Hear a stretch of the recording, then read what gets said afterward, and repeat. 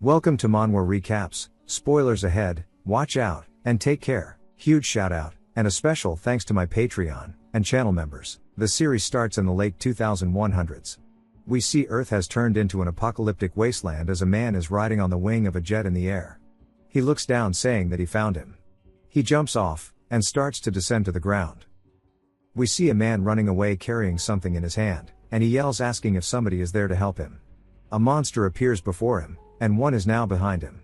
He's about to straight up get Eiffel Towered, and he begs for help, pleading for legit anyone to help him. And we hear a voice saying that to the ones who turn the world into this they need to pay. As they hear the sound of something dropping and they look up. As the man descends from the sky he lands on top of one of the monsters, while his attack hits the other one, and kills them both. He tells the man to forgive him for being late. The dude asks who the hell he is. The guy doesn't answer, but the man starts to cry saying finally they can take back their world though. He says yes, and tells him to rest in peace. Since it turns out that bro actually had a fatal wound on his back. With tears in his eyes he thanks him before losing all of his strength, and he dies on the spot. The man looks regretful. Until we hear someone else asking if he was too late. And we learn the man's name is Jin. The other man is named Kagura. Kagura says he was likely the last survivor in this entire area. He tells Jin to give up, and he needs to face the truth. Humanity is finished, the planet is overrun so they are definitely cooked. The monsters were born from constant environmental pollution, causing mutated monsters called corruptors to appear. Possessing incredible regenerative power that couldn't be wiped out even with nukes. Still they didn't give up. Repeatedly conducting human experiments they finally found a way to fight back. But there's no one left to save anymore, and they were just too late. Jin says there still is something worth saving. Kagura asks if he really thinks there are survivors out there, and Jin says no. But he knows that there will be in the future. Since those nanomachines he created heal the environment too. Kagura says that's true. Jin explains to us that this means that they don't just destroy the corruptor's regeneration, but they also trigger the recovery of the planet. And that means one day the planet will regain its former beauty, and at that time a civilization will surely thrive again just like humanity did. Kagura tells him that's quite the fairy tale, but Jin says he's fine believing in that. And perhaps that tiny possibility is enough for him. Jin though says that his power might be needed in the future, and believing in that word perhaps might just save the future itself. And Kagura puts him into a pod, and says that that chance is enough for him too. Now cold sleep has been activated, and the years start to go by. Holy shit, it's Godzilla. 300 years. 1,000. 5,000. 9,000. Even 50,000. It goes on until the numbers reach the millions. Slowly but surely the Earth was being healed and populated with non-monster life. And after 100 million years the cold sleep release sequence was activated. It turns out there are people. We see a little girl running for her life, and some other beast folk are as well from a monster. The chubby one asks the girl if she's sure that he's here, and she says that he is. The other boy says that if he isn't there they're as good as dead. She tells him that he's here, and she knows it, and the guardian god is surely behind these doors. When they enter the room what they see is actually a dead end. The girl's heart starts to drop as the monster barges into the room. They start to wonder what to do, and the girl starts to scream begging for the guardian god to help. The glass shatters. Jin says understood as something flies through the room hitting the monster in the head. And he says that he knew believing was worth it. As he exits the pod he says that the possibilities of the future are endless. A little later, Jin says as expected of the storage box Kagura developed, his clothes are still here just as they were back then. He says that most of it is corrupted, and it's impressive that this place was even preserved in the first place. This also must be thanks to the nanomachines dispersed in the atmosphere. What he actually has with him is a nanomachine injector, but he wants to know what's become of this world. The only thing he can rely on is this message cube Kagura left behind, but before that he wants to hear the kids' stories. As he turns, the chubby one covers the little girl's eyes, and he says that he low-key forgot he had no clothes on. As he's been naked for the last 100 million years, he suits back up, and says that this shit still feels perfect. They eventually exit the bunker. How the fuck did they open those doors? But anyways he has to cover his eyes from the sun. And he's surprised, and he says that the world 100 million years later looks beautiful, it's completely different from before. The little girl calls him guardian god, telling him to follow her, and the rest. As they start to leave he wonders if they're humans, but says that humanity should have gone extinct 100 million years ago. And it means there must have been another creature that evolved over time to resemble humans to some degree, and they most likely have been affected by nanomachines. And the fact that the same language from 100 million years ago still works is good proof. He then says, come to think of it, he has not introduced himself yet. He tells them that his name is Shido Jin, but they can just call him Jin. The little girl says that her name is Hakama Phil, and he can just call her Hakama. The chubby boy's name is Danpo, and the other kid is Shandy. Jin asks what they want him to do. Hakama says that they're almost there, and they want him to defeat the corruptors. He wonders if they're the same ones he knows. And when they get to the village, Shandy is horrified because that shit is set on fire. He runs in calling for his parents, and Jin thinks about it. He says they have wooden barricades, and wooden buildings, and civilization does not seem very advanced. As he enters the town, Hakama looks horrified, and yells out for her grandma, who's fighting off the roach in your friend's kitchen at 3 a.m. She's also just as surprised, asking why the hell she came back. Jin says that it looks just like the corruptors from his time period, and he's surprised that they're called the same thing in this era. Her grandma tells her to run, but Hakama says that she's going to stand on business, and save her. As she starts to have energy flowing around her, Jin recognizes it, and he says that he'll confirm it now. He quickly closes the gap with the corruptor hitting it, and grabs Hakama's grandma, and carries her away, telling Hakama to let it rip. A fireball starts to form in her hand. She shoots it out, hitting the corruptor, and it blasts it. Jin says, as expected, it's the regenerative suppression caused by nanomachines, and the corruptor cells have no sign of regeneration. He wonders if she used the nanomachines in the atmosphere, but says they should only be controllable by compatible humans. He asks the grandma if anyone in this era can do that fireball. She says no, but is confused on why he says this era. She tells him only some of them can, and it's those born with divine power. In this village there were only 4 of them, including her. Jin says that must be what they call the ability to control nanomachines. Hakama runs over asking about everyone else, and her grandma says she evacuated them. But more importantly, she wants to know why they came back. As the village is already finished, the corruptor earlier was only a newborn. The main body is something they can no longer deal with, and soon the other corruptors are going to swarm the village in great numbers. We hear a man telling her to stop getting weak on them. His name is Sarlis, and he says he'll kill a corruptor like that himself. The grandma asks what about the villagers, and he says he sent them to the shelter. Hakama's dad is also here, and she runs over excited to see him. He says she wasn't in the shelter, so he was worried, asking where she went. She tells them she went to the sealed door. Her grandma yells, asking if she really went to that forbidden place. Hakama says that her grandma told her that behind the door is the guardian god of this village, and when danger threatens the village someday it'll surely help them. That's how she found Jin. The grandma is surprised, since he doesn't look like a god at all, and besides he's not even the same species. Even Sarlis picks on him, and laughs, saying that there's no way that inferior species is the guardian god. Jin asks what he means by inferior species. Shandy runs over because that's his brother, and he tells him that this person is the guardian god. Sarlis says he wondered where Shandy went, and he tells the rest to look at his ears. He's an inferior species with no animal power. Sarlis says they're probably just misunderstanding because he happened to be there. Shandy says that's not true, he defeated a corruptor. Sarlis laughs, saying they must be talking about the larva, and he can kill it in a single blow too. He points his spear at Jin, telling him to listen well, as this is their village's problem, and outsider inferior species aren't welcome. And if surely now he understands that he shouldn't stick his nose where it doesn't belong. As he starts to leave, Hakama's dad asks where he's going. He says it's obvious he's gonna go kill that huge corruptor while they stay here shaking in fear. Grandma yells, saying that if he runs away he might at least be able to survive still.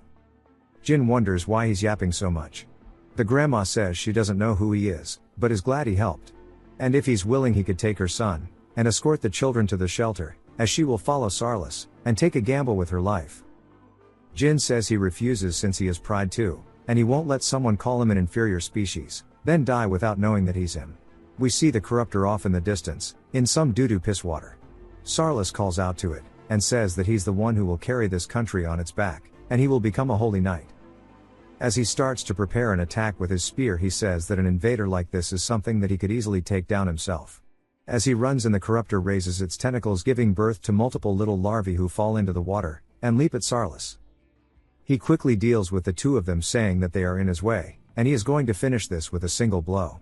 He leaps off the ground, flying into the air, and cuts across its face, leaving a pretty serious impact.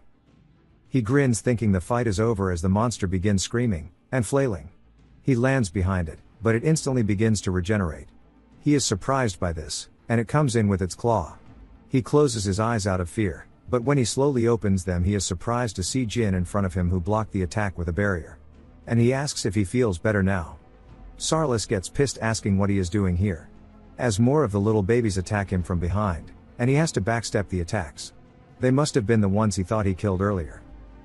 Jin slowly raises his hand, then snaps his fingers as a beam of light pierces both of the monsters, killing them in an instant.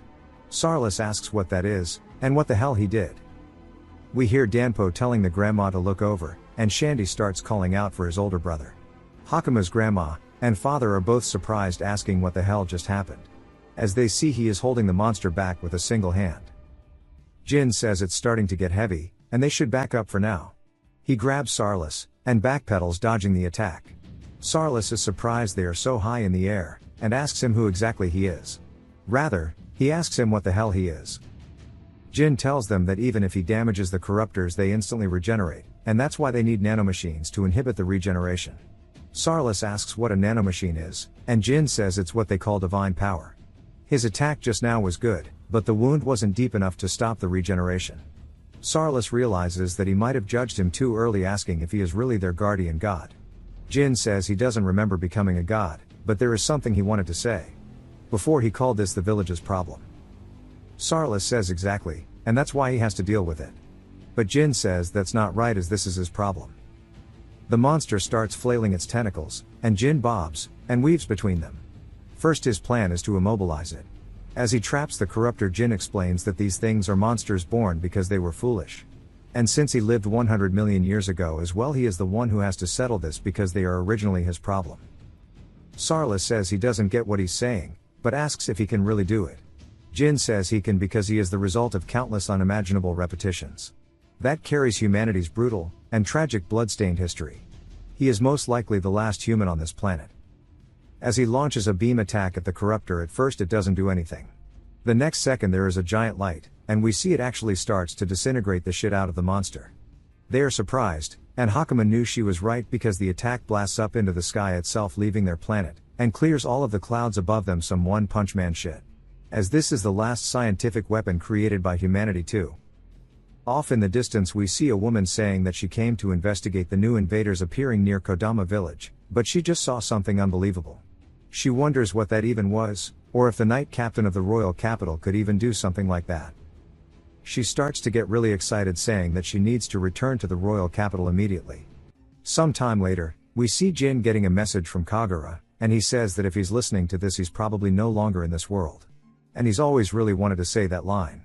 He wonders how the future is, as the global environment should have improved significantly, but there's still a problem. And he'll cut straight to the chase. Even if the world's environment improves, the corruptors won't die out. Kagura explains he started feeling that something was off. After 1,000 years of Jin sleeping, he periodically went to cold sleep also, to observe the world's changes. And with the improvement of the environment the number of corruptors was steadily decreasing. However, what he saw was no joke, as the corruptors have evolved as well. As he spotted a humanoid version of one. And this was something that he never could have calculated. And he doesn't know what kind of changes there will be, but they will for sure become a threat. All he could do was tweak the newly born life form so they could fight back against the corruptors little by little, and leave some power behind for him. Jin says of its power he must be talking about this little syringe. Kagura explains that once he injects it the nanomachines will show him how to use it. Through bodily modifications it's a power only he can use, as he's 100% compatible with the nanomachines. He looks down at his hand as a blade starts to appear out of it. Jin says it's pretty handy, as it seems that he can generate objects through the shape-shifting nanomachines. Kagura says he had power-ups like that in research labs all over the world. The reason he didn't put them all in one place is just in case, to prevent them from all being destroyed at the hand of the corruptors. And he wanted him to travel, and see the world as well in the far distant future. He doesn't know what kind of threat the corruptors will have become, but even so compared to what the world of the past was it should be much better now. He really hopes he enjoys his time while ridding the world of corruptors. But the first thing he should do is enjoy the world. He won't be able to see it through to the end though, because he stopped putting himself in the sleep chamber. Jin is surprised by how much he aged. Kagura says he's leaving the world in his hands. Jin says he understands, and sounds a bit bitter. Hakama runs over, and Danpo's there too, saying that everybody was looking for him. They tell him to quickly head back since they can't start without the star of the show. Jin looks over, spotting a lab access key on Hakama's neck, and asks where she got it. This was given to her clan a long time ago by a great person. It's a charm passed down for generations, and they said that when danger puts the village at risk, as long as they have this, the guardian deity will protect them. Jin smiles, saying now he understands how she got into that room, and he guesses that he owes Kagura big time. The town starts to have a little celebration. Danpo's hurrying Jin over. But the other villagers are wondering if that's the guardian deity, saying it has to be a joke, as he's definitely an inferior species. They laugh, asking if that scrawny guy really defeated the corruptor. Sarlis stands up, and starts whacking them. Jin spots it as Sarlis yells, saying that they ran away so they wouldn't know. The guardian deity is amazing.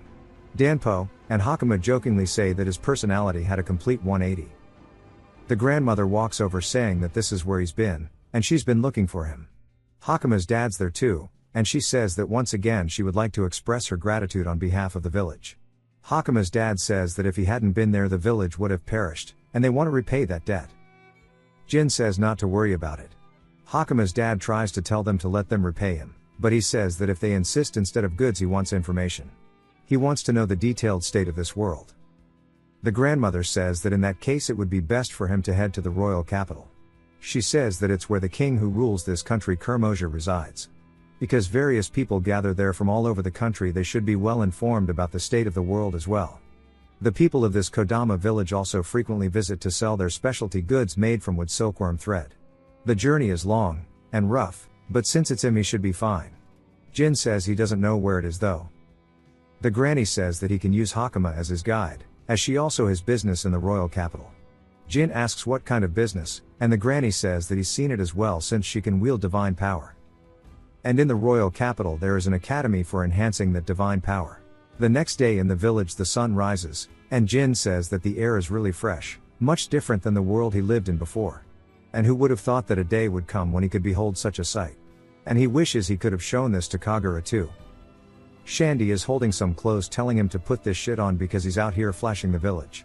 And later it's time for him to finally depart. Granny is telling Hakama that she needs to fulfill her role as a guide. Sarlis says he thought he could learn various things by being by the guardian deity's side. But Granny says he needs to study first. Jin tells him that his movements weren't bad the other day, and he'll be waiting in the royal capital. Sarlis gets excited, saying that he'll work hard on his studies. Hakama's dad tells him to take good care of his daughter, and then tells her to make sure she takes good care of her health. They wave bye to them as they head out on their adventure. They follow the river, and get to experience a waterfall. And when they crest over the hill, Hakama's pointing at the sun setting. They finally set up a camp, and Jin asks how far the royal capital is. She says they have to walk for another 4 days, and he says that it's closer than he thought. She then asks why he wants to know about the world. He tells her it's a secret. And he's just thinking about Kagura's words on how the corruptors didn't become extinct. And he says that he already knows this to be true since he's seen them. But they should originally only be able to breed in heavily polluted environments. However, that place was not polluted at all, and he can tell that things are slowly changing. Hakama tells him he's making a scary face, and he apologizes, saying that he was lost in thought. But Jin says at the very least there are definitely people living in this era who haven't been dominated by the corruptors. And first he wants to investigate how the people living in this era deal with them. And he can investigate the corruptors little by little later. He asks if she could stop calling him guardian deity too. And she asks what she should call him then, and he says his name. They continue for a bit until someone on a horse pulls up. They both turn, and the man says that he's sorry to interrupt their rest, asking if he can have a moment. He looks down at Jin, and Jin asks who he is. He says he is the Royal Capital Holy Knights Order 7th Division Captain, and his name is Argus Walton. Jin asks what a Holy Knight is, and says that must be the ones he heard mentioned in the village. The woman riding with Argus gets pissed, and yells, asking what kind of attitude he thinks he is speaking to the captain like that. And he should at least stand up. She continues bitching, saying that these have to be the guys. But Argus tells her to shut up, and apologizes to Jin for speaking on horseback, saying it was rude of him asking if they can have a talk. Jin wonders what she was talking about. Argus says that his subordinate was really rude, but first he'd like him to answer, then he asks where he's come from, and where he's headed. Hakama says they're from Kodama village, and they're on their way to the royal capital. Argus asks if she's certain. Karina starts to smile, saying that it's just as she thought, and it has to be them, and there is no record of inferior species being born in Kodama village, and that they slipped up. Jin says that he didn't expect them to have birth records in a country like this, and they're much more organized than he thought. Argus tells her that that's not the case, because the clothes she's wearing are a specialty product of Kodama village even in the royal capital. They are traded at high prices as high-quality clothing, and the Kodama cloth tailored for children rarely appear on the market, so her claim of being from the village is likely true. Karina starts to freak out, and Argus draws his blade, saying that he knows this man is not the same. He has unfamiliar clothes, and he asks where they're from. As there have been records of bandits using children to steal cargo recently on the road from Kodama village to the royal capital.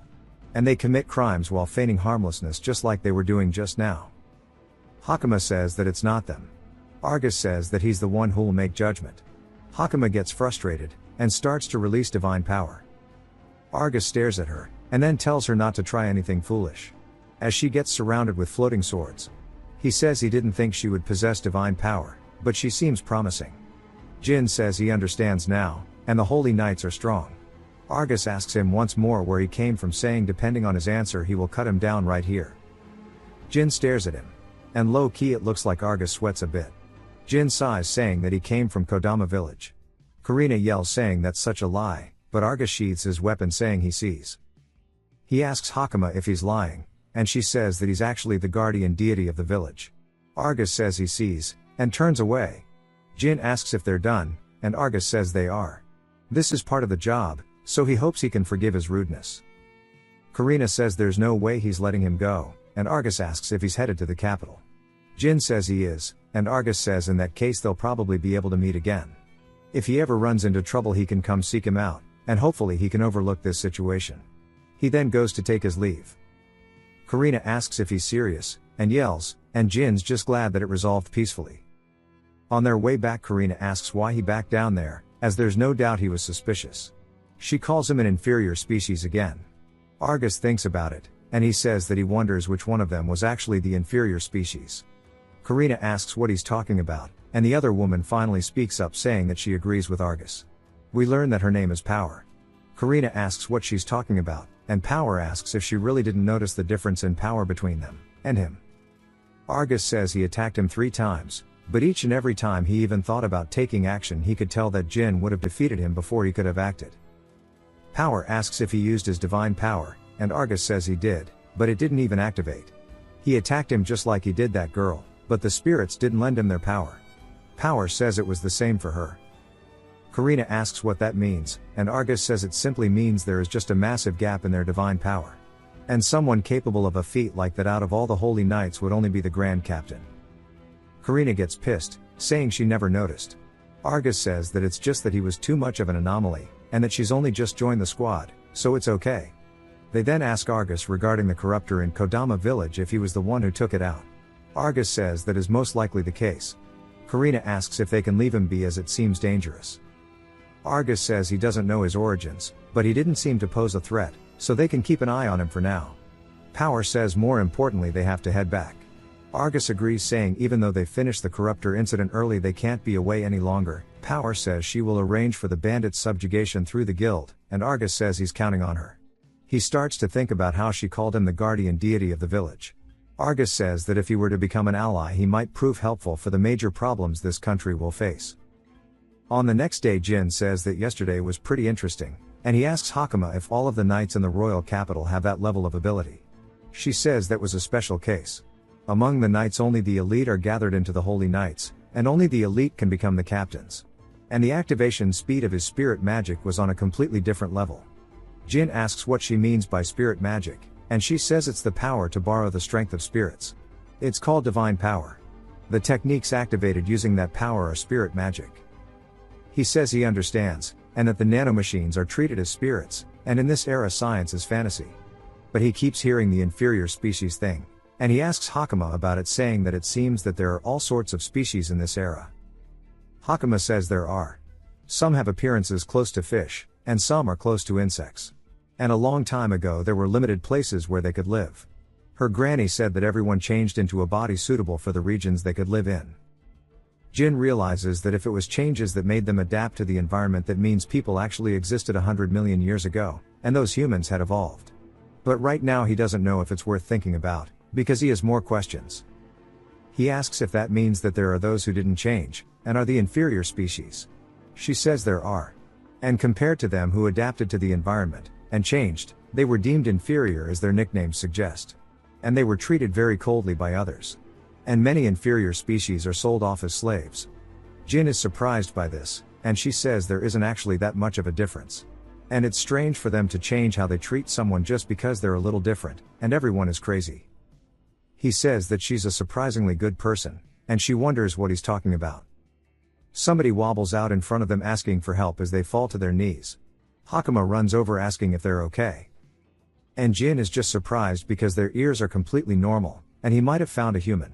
Jin looks down at the girl who is struggling to breathe, and he says that these are terrible injuries, and she is covered in bruises. Hakama asks if she is okay, and Jin says that he will treat her right now. The girl's eyes open widely, and she tells him not to move. She holds a blade up to Hakama's throat saying that if he does she will kill her. Jin now understands what happened because of his meeting with Argus. He says that it's a perfect trap, which means that the rest are close, and there has to be someone else nearby who would have forced this. A man appears out of seemingly nowhere, and tells the girl who we learn is named Pawful that she did a good job, and she did just as he said. Jin says that stealth camouflage captures the surrounding imagery, and is a nanomachine function that makes one appear transparent. The drawback is that the transparency breaks when you move, but they used it well. The bandit tells him he's dressed in nice clothes for an inferior species, asking what country he's from. He then warns him not to move, and Hakama yells out for him. The bandit says he surely knows what will happen if he does move, and Hakama starts to activate her divine power. Jin yells out her name, making her stop, and he says that power isn't meant to be pointed at people, and surely she understands that. She tries to plead with him, but the bandit says this is a jackpot to think that she actually has holy power. They ask Jin if he can use it too, and he says he wonders. One of them kicks him in the chest, knocking him onto the floor, telling him to stop getting cocky. The leader tells him not to damage the merchandise, and the dude says that an inferior species won't fetch for a high price anyways. The leader says that he might have holy power though, and the dude who kicked Jin says there's no way he would have that. Hakama gets scared realizing that these are the bandits that Argus mentioned, and they are slave traders. The leader tells Hakama to go to sleep for a bit as he's angry. She realizes that if she's captured like this she'll be sold as a slave. As she falls asleep. Then she wakes up to Jin calling her name over and over. She jolts up against the edge of the cage, and they ask if she's okay. She says she's fine, but more than that she wants to know where they are. He says the base of the people who attacked them. Everybody here was attacked the same way, and it seems that they're all being gathered here. Some of them are severely emaciated, and injured, and the rest are horrified. She looks over at Jin asking why the hell he's naked, and he says that they stripped his clothes because they were rare, though they let him keep his underwear. Though it's not like he would have cared either way. She says he's being way too calm about this. He says he's actually spent most of his life naked, and she says that she's talking about being in a cage, calling him stupid, but asks why he didn't resist, as he should have easily been able to defeat them. Then the door opens, and a man tells Pawful to get it over with, and Jin, and the rest look over. She's bringing them food. But Pawful's surprised they're awake already. Hakama yells asking why the hell she did this, and Pawful tells her that it's fine to hate her as she doesn't expect to be forgiven, as she never planned for that from the start. Hakama is really frustrated, and Jin says he can tell that Pawful's kind. She asks what he's talking about, and he says that a real villain doesn't spend time thinking about whether they're hated or not, or if they want to be forgiven. They don't give it a second thought. He then stands up saying that he's tired of playing this game. He grabs onto the bars, and she's surprised as he starts ripping them apart. As he's now out of the cage, he says he was waiting for her to come so now they can talk without being overheard. She asks why, and he asks who is important to her that is being held captive. She asks how he knows this. He says he just took a guess. At first he was fooled too, because the wounds of hers are real, but even a villain wouldn't use a comrade by inflicting such injuries. As he heals her, he says that's when he realized right away that she was only following them because they had leverage over her. She's scared, but realizes that he might be able to help her, and tells him that it's her brother as they have him. They plan to sell him to the traders, and separate them for life. They killed her father, and mother, but she has to protect her brother no matter what, as he is all she has left. Hakama realizes that she was wrong in her judgment of her, and Jin is pissed, calling them scum. Hakama asks if he got caught on purpose to save her, and he says there's that, but villains are stubborn and persistent, and they're a lot like oil stains. Hakama asks what that even means. He says that if you let one escape, they'll expand their influence somewhere else and cause trouble again. So if he's going to crush them, he has to do it with force and rip them out by their roots very thoroughly to make sure they can't spread ever again. Jin explains that if it's about villains, he knows more than anyone. Over 100 million years ago, before the Earth fell into ruin, we see they were in a cyberpunk era. And when he was a kid, he also yearned for justice, but he realizes that was just the emotion of a child. A world that needs justice is filled with trash-like people to the point that we're overflowing with them. If he could live normally, there's nothing better than that. But the environment he lived in didn't allow it, so it's something he adapted to. As we hear the sound of snapping, we see he broke an adult's wrist as a child, and he says he realized he had to crush them. That's how he got through life. He was continuously crushing scum from a very early age into his teens, and eventually into adulthood. At some point he realized that the best way to crush them was killing them one after the other. Until one day he was told he was born into the wrong world by none other than Kagura. Back to the present, he's dragging a guard by the hair, and the rest tell him to stop asking what his purpose is, and where he came from. Jin laughs, and throws the guy forward toward the rest, and one of the men catches him. But he closes the gap to the other guy, and rocks his shit with a single punch, surprising his friend as he now has a dent in his skull, and he's crushed into the wall. The dude asks who he is, and Jin walks over to him as the man screams so loudly "Pawful," and the rest can hear it from downstairs. She realizes that it was one of the guards asking who the man she came with is. Hakama says that it's their guardian deity, and he's a god. Pawful tells her to get real, but Hakama says she is serious. If they leave it to Jin, it'll be fine. For now, as Jin said, everybody needs to go outside. Pawful wonders if they're really going to be saved since the leader actually has strong divine power, and she doesn't know if he'll be able to win by brute force. Of course we see the leader cowering in fear, asking Jin if he wants money or something else because he can even give him slaves, as he points to a bunch of children. One of them looks similar to Pawful, and he can tell that's her brother. Jin looks annoyed, then crushes the guard in his hand, and asks if he's done talking yet. The leader, terrified, wonders what's going on, and why his spirit magic is not working, or rather what kind of power this guy has in the first place. Jin says that it helps that he's a half-baked villain because the real ones run away immediately, and someone like him who first looks down on their opponent, and assumes they can win, are always satisfying to crush.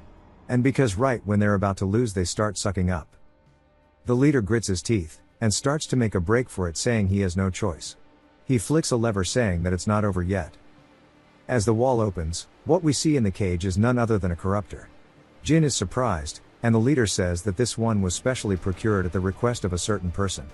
As it has a humanoid-like figure, it slowly walks out, stomping the floor. The leader says that if he can't suck up to save his life, then it can't be helped. There's only one choice left, and that's for this corruptor to utterly destroy him. As it starts to scream, it raises its fist, coming in for a punch. Jin looks up at it, and blocks it with his hands. The leader is confused by what's going on since it was effortless. Jin says that he was born with what he'd call a superhuman constitution. Compared to a normal human, he has over 100 times more muscle fibers. As he kicks the corruptor into the air, he says that against one of these monsters he doesn't need to hold back, and he'll use his divine power too. As he punches forward, a beam flies out of his hand, and obliterates it instantly. The leftover meat chunks fall to the floor, and the leader is horrified, asking how the hell he can use his divine power since his isn't working. Jin says in this case he wants to know what he'll do next. The leader then asks for mercy, saying surely he'll let him go. Jin says no, and punches him straight in the face. Jin puts his clothes back on, saying that he's glad he got them back. He then tells the kids in the cage to just wait a little longer, as he'll get everyone out of here. But before he does that, he wants to make sure that he investigates a few things, because it's pointless if he has no proof of their misdeeds. He opens a drawer, finding some papers, and he says this is probably what he's looking for. He somehow reads the language, and smiles. I take that back, bro is just as fucking confused as I am. He says that he'll have to go get Hakama to teach him how to read. But he wonders what they were trying to do by capturing the corruptor, and he decides to find out. As he puts his hand in the monster's flesh, he starts to use the cameras of the nanomachines that were drifting around the area. He says there should be a record left in the last week. He then finds something, as the slave trade guy was telling someone that he wants to know why he caught something like this in the first place. The man says that's not something he needs to know, but he supposes he'll tell him one thing. Very soon in this country something interesting is going to happen. Jin knows this is no good. Out in the town of the royal capital we see the slave traders being arrested, and all the prisoners being set free. We see Pawful and Hakama together until she spots something, as it's her little brother named Nino. He begins running over. She begins crying, running at him, and they hug one another, and she's so glad that he's okay. She thanks Jin, calling him God, and Jin says he isn't one, but then asks if the ones arresting them are affiliated with his territory. Hakama says no, they are guild staff that she had to call. That man over there is the guild master of this town. He spots Jin, and walks over asking if he's the one responsible for this. Jin says he is, and the man bows, thanking him. We learn that his name is Podrak. He thanks him for his cooperation, but he's a little wary since Jin has not a single scratch on him after taking on this many opponents. But also since he looks like an inferior species, but his instincts are screaming at him, warning that he's no ordinary man. Podrak says there were many damage reports regarding this group, and they had an endless stream of requests to exterminate them. Jin asks why the Lord doesn't take command and arrest them, and Podrak says the Lord doesn't have that much authority. The only ones who deal with these crimes are the guild staff who have sworn loyalty to the king. If the Lord, Champion, the ruler of this land, were to commit a crime, they are obligated to report it to the king, though he highly doubts that would ever happen. Jin says, to put it in terms from 100 million years ago, the Lord is like a mayor, and the guild is like the police. He wonders if Champion is that dude he saw talking to the guy.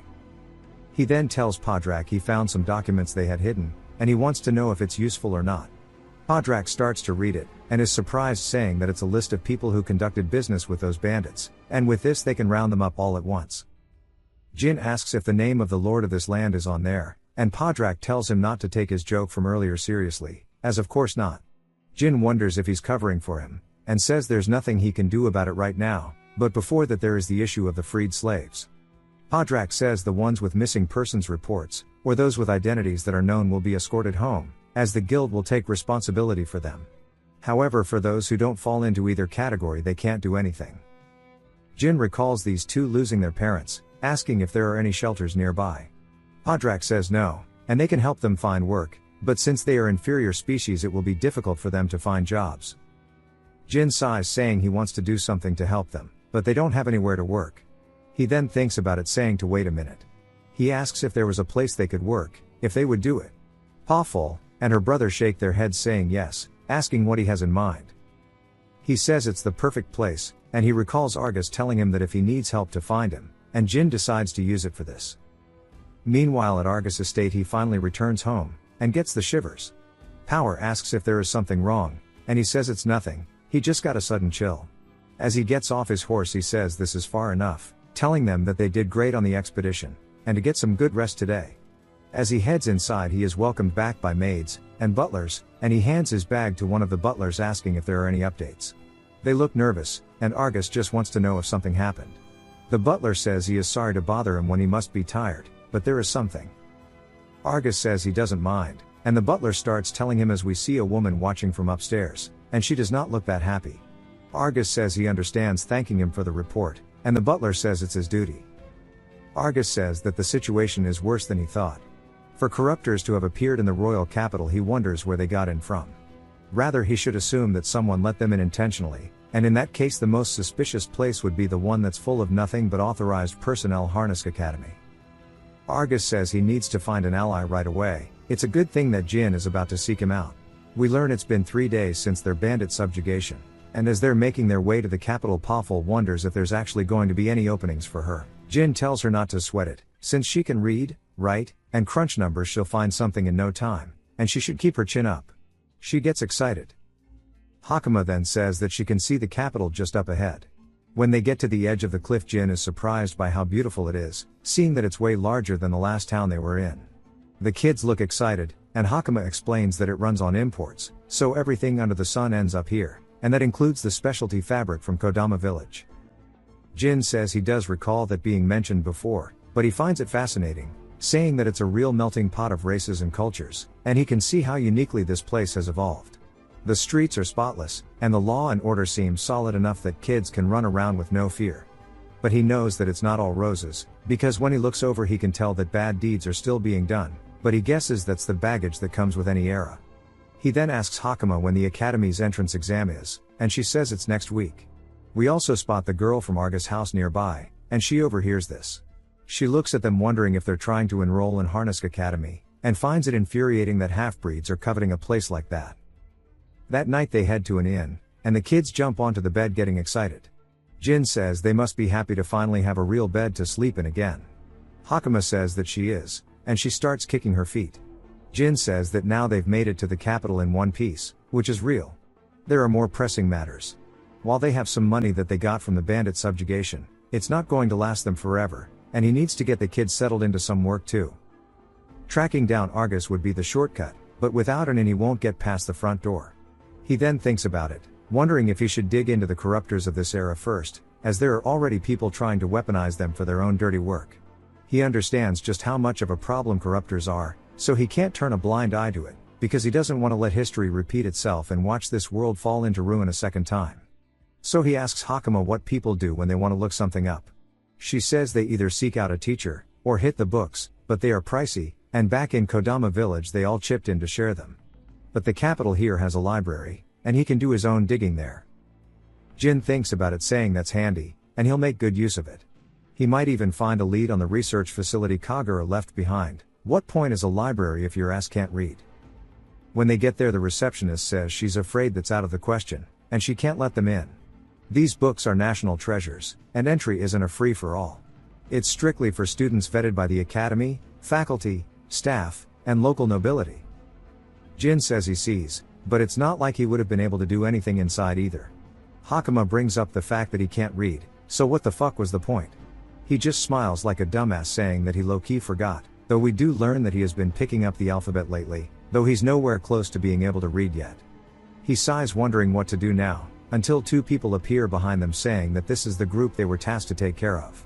One of them calls out to Jin asking if he has a second, and the dude comes in with a sucker punch from behind. Jin blocks it, telling him that's quite the welcome, and here he thought the streets were safe. The dude tells him that he thought wrong, and starts to charge up his hand with divine power. Jin notices it as well, and throws his hand into the air, causing an explosion in the sky. The guy compliments his instincts, saying that they're pretty sharp. While the kids are scared, Jin asks what they want. The dude says that someone finds their presence an eyesore and inconvenient. Jin thinks about it, saying that if he was contracted to take care of them then this works out perfectly. The guy says if he vanishes from the capital he won't have to watch his back every day. Jin says that he'll only worry about that when he's actually in danger. The dude rears back his fist, telling him that it's his choice. But when he comes in for the punch, Jin grabs onto his wrist, and before the guy realizes it he's flipped over into the air onto his back. He falls unconscious after hitting his head on the floor. His homie prepares a fireball, and launches it at Jin, and that shit just bounces off of him. Of course the dude is smiling because he thinks Jin is burning alive, until Jin stretches his hand out from the smoke and grabs him by the collar. He tells him to come back when he's strong enough to actually be a threat, that is if he has the balls to try it again. The dude realizes that they fucked up, until they hear a familiar voice telling them that's enough, and ordering nobody to move. Karina walks over, saying that she can't believe people are making a scene in the middle of the road while she's trying to enjoy her day off. She says she's going to haul them all off to a cell, but as she's saying this she realizes who it is and starts to scream. Jin says that playing it loud and flashy paid off, and she freaks out realizing he's the inferior from before. She says he has some nerve causing a ruckus as soon as he arrives in the capital, and once an inferior species always one, as they never know right from wrong. A spectator calls out to Karina, saying that she just happened to be passing by, and saw what happened, and they were the ones who were suddenly attacked, so it was actually self-defense. Karina realizes that she's in the wrong, and looks over at the dudes who got their shit cooked, saying that they look familiar, and she recognizes that they are actually students from Harnisk Academy. She sighs, saying that she just hopes the young lady isn't involved, and Jin asks who she's referring to. Karina says that it's nothing, and she's talking to herself, so not to worry about it. Jin is surprised that Holy Knights patrol too, as he thought that was the guild's job. She says the royal capital is huge, and they just help maintain public order. But the truth is, she just happened to be walking past on her way to town, but now she knows for sure he is incredibly strong. Those academy students from earlier weren't weak, and he dealt with them effortlessly. She then tells him not to cause any more trouble in the capital, and he tells her to wait. If she doesn't mind, there's somewhere he'd like for her to take him. She asks where it is exactly, and we see him heading to Argus' estate as he tells Argus to hire him. as he told him to visit if he needed help. Argus says that his numbers have grown since last time, and Jin says it just kind of happened. They ran into those bandits that he warned him about, and the kids were being held captive by them, so he rescued them. Argus asks what he did about the bandits, and Jin says that he already rocked their shit, and left the rest of the guild. Argus says he sees, but he finds it surprising he took care of all of them by himself. He asks why he took the kids in, and Jin says they don't have a family, and they're an inferior species like him, so he figured he could at least find them a place to work. Argus says he doesn't think he has any obligation to look after them though. Jin says it's his way of doing things. Whatever the process was, he is the one who saved them, so he won't do a half-assed job of it, and he'll look after them until the very end. Argus and Karina realize that he might be a pretty decent dude after all, and the kids just look happy. Argus says very well, and he can have them work as servants, but Argus tells him there's a condition. He wants Jin to become an instructor. Jin asks for what? Later the kids are wearing their work uniforms. Argus says they should look the part now, and Hakama seems a bit like she wants to dress up too. Squid thanks Argus for housing them, and he says there's no need for that. He's leaving their education to the head butler and maid, and they should not discriminate against them just because they are an inferior species. Jin then waves goodbye now that he's got them all settled in, and asks Argus what the ulterior motive for having him be an instructor is. Argus says he catches on quickly, and he doesn't know his background, but he wants to trust that he is a good person, and that's why he is asking this of him. As he needs to go undercover at Harnisk Academy. Jin asks what for, and Argus says right now this country is being targeted by multiple factions aiming for supremacy. Jin asks about the king, and Argus tells him that the king is stricken with illness, and doesn't have much time left. Therefore a battle for succession has already begun behind closed doors. The problem is that people without a legitimate claim to the throne are plotting to seize this country by using the corruptors, and dragging innocent people into it. Jin says he understands now, and he guesses that Lord is not the only one he needs to watch out for. Argus tells him that such dangerous individuals are lurking, and maneuvering behind the scenes here in the royal capital, and they have to uncover their hideout as soon as possible. Jin asks if he thinks the most suspicious place for that is at the academy, and Argus says exactly. He knocks on the door telling somebody he's entering, and when he opens the door he tells Jin that this is the person who will guide him inside the academy, and it's his younger sister who attends it. We learn that her name is Milia. Argus goes to introduce Jin, but she says there's no way that this inferior species is the one he was talking about the other day, and surely he's not going to leave the academy infiltration to him. Argus tells her to show some respect, and she says the only disrespectful thing here is the existence of an inferior species being in their household. She says she could tolerate that plain-looking country girl, but this is not a job that can be entrusted to the likes of his kind. Jin sighs saying that she's pretty prejudiced, and Argus apologizes telling him not to take offense. Karina says while the young lady is exceptionally gifted she's really prejudiced against other species. Jin says that Karina is the same way though. Milia asks her brother if he understands that this is not just infiltration, and he needs to fulfill his duties as an instructor. She says she doesn't believe he is capable of serving as one in the first place, or that he really has the aptitude for it. Hakama then snitches that he can't read, and Jin asks why she did that. Milia says that this is completely out of the question. Hakama says that there are many things they could learn only from Jin, as he is way more amazing than any of them. She looks at him for a second, and says that at least he seems to have the strength to keep the academy students in line, but being an instructor requires more than that. She then slams the door. Argus sighs, and even Karina does, and she says that those students the other day must have been her doing. Argus apologizes saying that he'll give her a proper talking to later. Jin says it's fine. In the first place as an instructor he wants to know what he would be teaching. Argus says that it would be spirit magic, and from what he can tell he is highly skilled in it, asking if he's wrong. Jin asks about what aspect of spirit magic he should teach, and Argus says just the basics. Ignition, discharge, freezing, healing. Out of these 4 basic spirit magics if he can even do 2 of them that's enough. Jin asks if that's really all. Argus asks if that means he's saying that he can also use special spirit magic that only a few people can. He thinks about it wondering if he means something like the invisible magic that the bandit used, and if that was considered exceptional in this era. Jin says that's interesting, and says it's time to overturn the common sense of this era just a little bit. It jumps a whole week later as it's now time for the entrance exam at Harnisk Academy. We see a bunch of kids being led inside, and Hakama is already sitting down at a desk. While some fat chud is leading both Argus and Jin down a hallway he says he's glad they came, and even among the holy knights the 7th unit must be exceptionally busy. Argus says that it's nothing, it's simply just his turn. Jin asks what he means, and Argus says once a year one member of the holy knights is rotated in to serve as the academy's special instructor. This year that duty falls on the 7th unit. Jin then wonders if someone like himself is really okay, because of course his ears aren't the same as theirs, and he can tell that this fat chud is already being prejudiced. He then guides them into a room saying that this is the headmaster's office, and we see the headmaster staring. Argus bows telling the headmaster it's been a long time. She says that it's been a while, as the last time she recalls the meeting was when he graduated as a valedictorian, and he's become distinguished in such a short time. She's grateful for his cooperation too. Argus tells her that it's just his duty. She tells him that she's actually heard many rumors. Not only is he dealing with corruptors, but he's also entangled in domestic factional disputes. She understands why he lacks the manpower to spare, as he's become so busy. Even so, that does not mean the academy should be neglected, and surely he doesn't intend to make that man an instructor here. As they all start glaring at him, Jin sighs, and Argus tells them to put their minds at ease. He is more capable than anyone else in his unit, at least in terms of combat technique.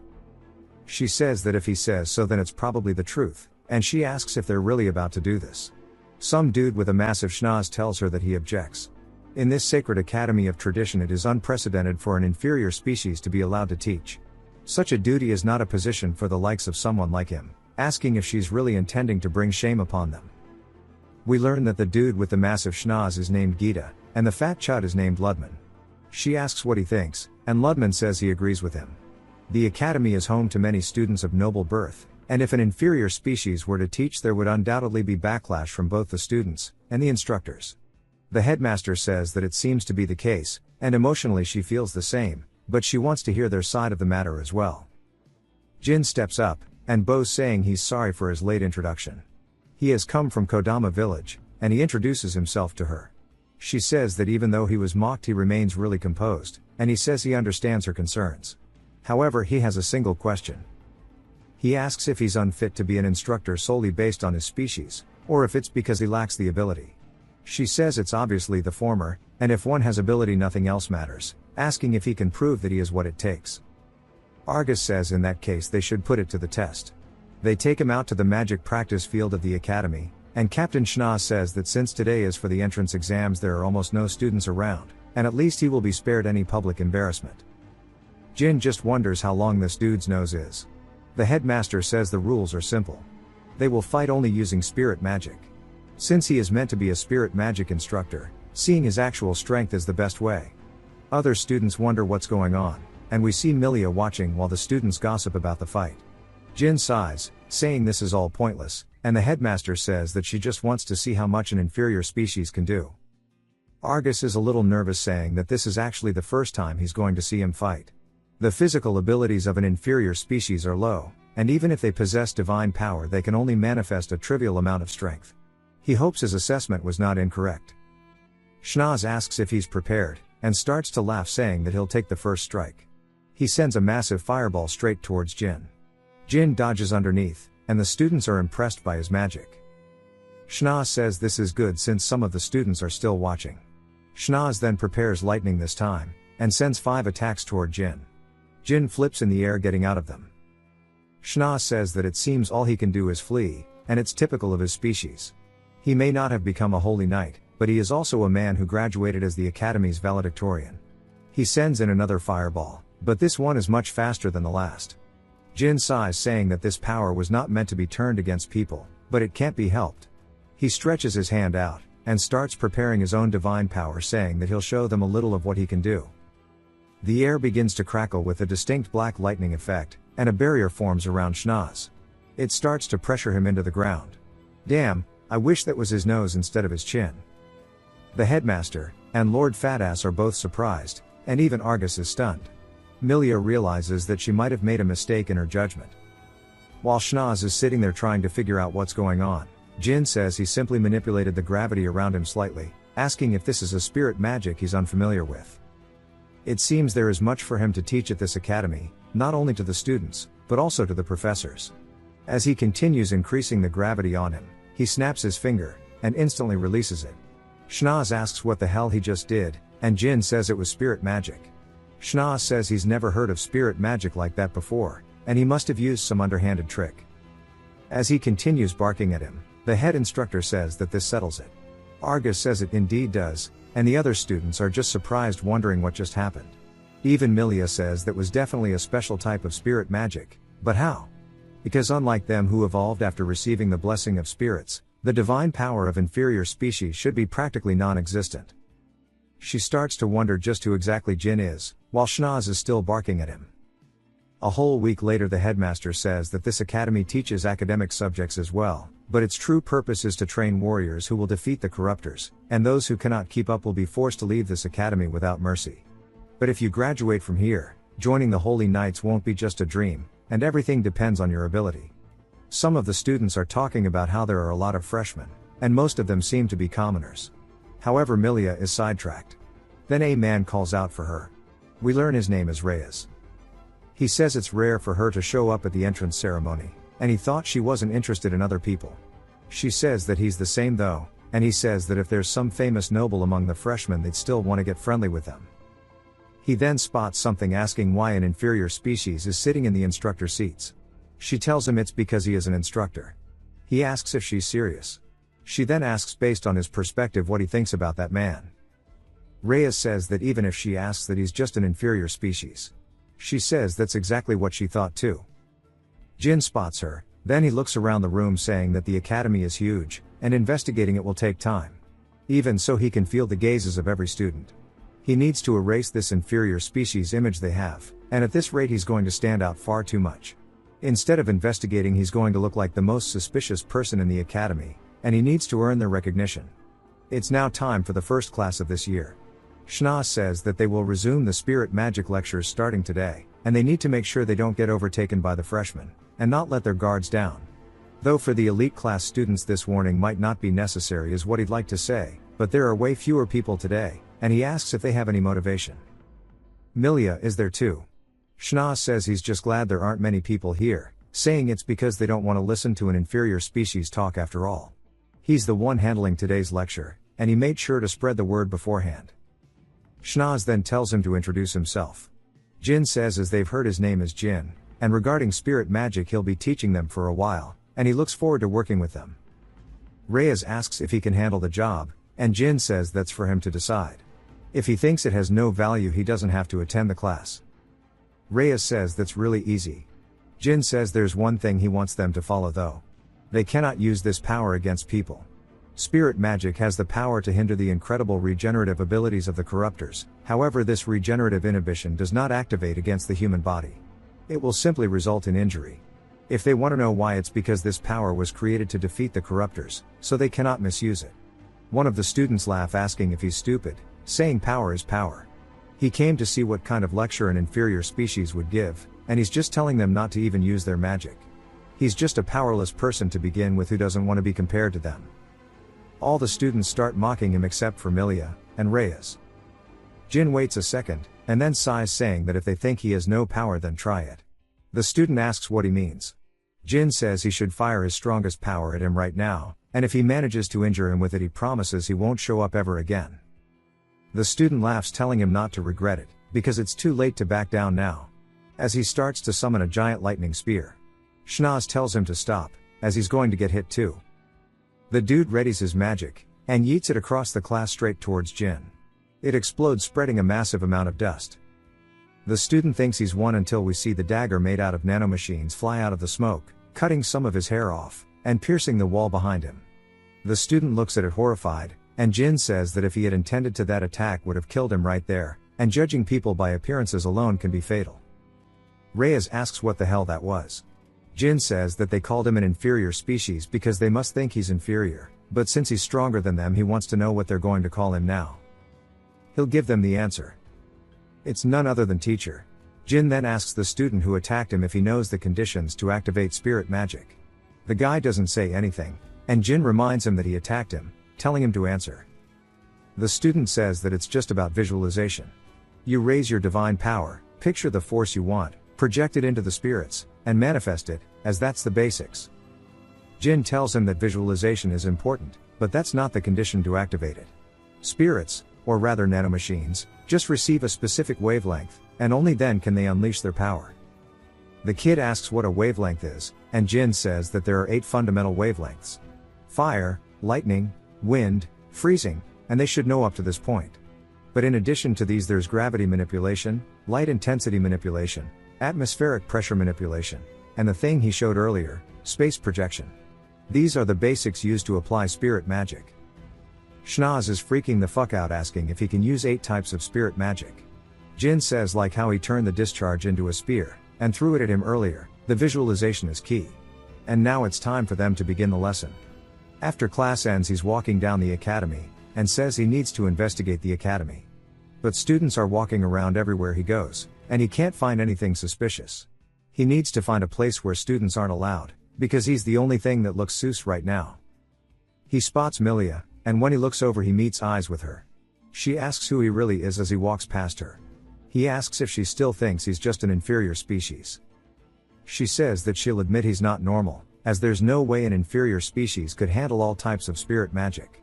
He says he taught her earlier in class that anyone can use them if they can switch between wavelengths. She says that he shouldn't say it so easily, and if that were really possible he wouldn't be drawing so much attention. She tells him they should go elsewhere. He follows her to a quieter part of the school, and she asks if he's going to answer her questions now. He says he's just an ancient human who slept in Kodama village for 100 million years. She says that at least he has some jokes. She decides to play along, saying that she wants him to at least answer what he was doing 100 million years ago. He says a lot of things, as he was an agent. She asks what that is, and he says someone who works themselves to the bone for their country. He fought countless villains, and even though it was so long ago he can remember it like it happened yesterday, and it's super nostalgic to him. She asks how someone like him ended up sleeping for so long then if it's the truth. He says that he failed. He was arrogant enough to think he could handle it all on his own, and as a result he lost everything without being able to do his duty. The reason he took the lecture job was so that if push comes to shove he could count on them to help him. She's still not buying it at all. He then asks where she's headed. She says she's just fulfilling her duty as a guide. She guides him to some old run-down room, and he asks what this is. She says that it's where the lecturers keep the materials for class. He says that it must be a storage room. A weird figurine catches his attention on the shelf. He asks why they are here, and she says that it means she's been doing investigating of her own. There is an unnatural space next to this room, and it's big enough to fit another room inside it. She says that it's suspicious, and there's definitely a hiding spot here. He walks over to the weird figurine, and twists it, revealing a hidden passageway. He says that her deduction was spot on. She asks how he knew about this. He says even though this place is covered in dust that one spot was unnaturally clean, but also he had a bit of intuition born from experience. He says he'll go check out what's inside while she waits here. She tells him to wait since she wants to check it out too. He says that if there's something like a corruptor it'll be dangerous. She tells him not to look down on her, as her grades are among the top in her year, and she possesses skills that are no less than her brother's. He says that he'll trust her then, and he uses light magic to guide them down the stairs. He says the path goes down quite deep. She says that he's low-key just humble bragging that he can use light manipulation for convenience. He says the atmosphere feels something like out of a fantasy game where a monster might pop out. She wonders what a fantasy game is, and then asks about what he said earlier. If it's the truth, and he's been fighting villains all this time, then he must have a target in mind for who's suspicious. He tells her that she's demanding a lot for the first day, but he supposes he does have some ideas. Professor Ludman might be involved. She asks how he can tell. Jin says that he's calm when he's talking, but when he's not talking to anyone his mind drifts elsewhere, as if tracing people forced to do things other than their intended purpose. He's also abnormally guarded, although he tried to pretend he wasn't. She says that she actually thought that Schnoz was the suspicious one. He says that he couldn't pull it off even if he wanted to. His emotions are too easy to read on his face, and there's no way he'd be able to sneak around with a nose that big. But they finally make it to the bottom of the stairs. She says she never expected there to be a space this wide under the academy. He then freezes, and she asks what's wrong. He says he never thought he'd find it in a place like this. It's a door to one of the research labs Kagura left behind.